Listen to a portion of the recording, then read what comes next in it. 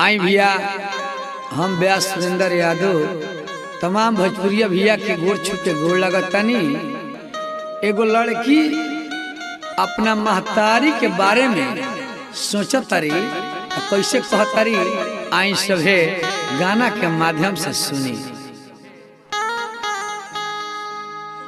आंगना में कौआ बोले दुआरा पक्का गरे, का जान कवना घाटे जाके लागी भाग रे, का जान कवना घाटे जाके लागी भाग रे। आंगना में कौआ बोले दुआरा पक्का गरे, आंगना में कौआ बोले दुआरा पक्का गरे, ना जान कवना घाटे जाके लागी भाग रे, का जान कवना घाटे जाके लागी भाग रे।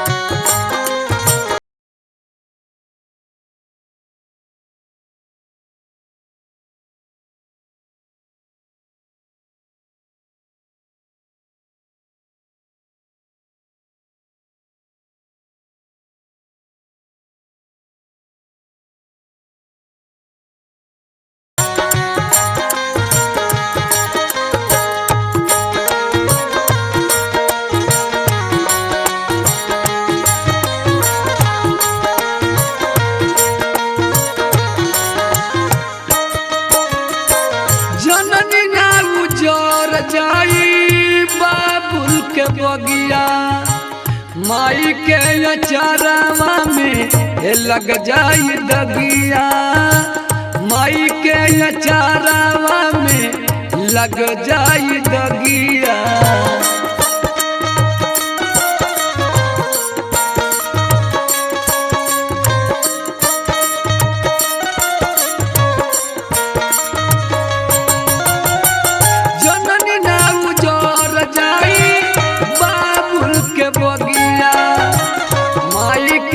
चारवा में लग जाई दगिया, आंगना में कौआ बोले दुआरा पक्का गरे, आंगना में कौआ बोले दुआरा पक्का गरे, ना जान कवना घाटे जाके लागी भाग रे, ना जान कवना घाटे जाके लागी भाग रे।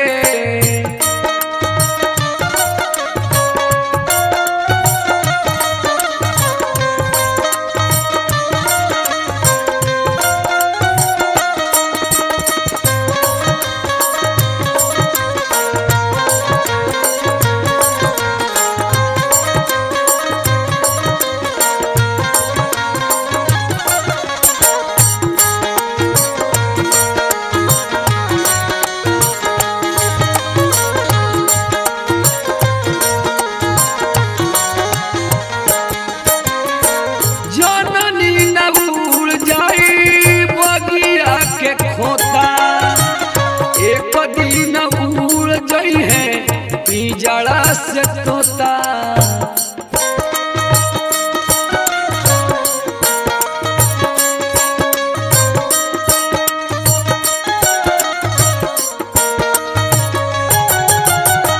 जननी ना उजर गई है बगिया के खोता, एक दिन उड़ गई है पिंजड़ा से तोता।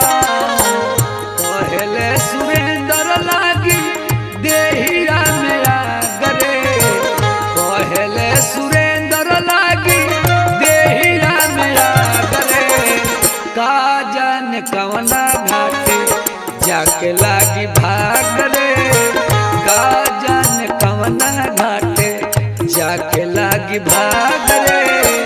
आंगना में कौआ बोले दुआरा पक्का गरे, आंगना में कौआ बोले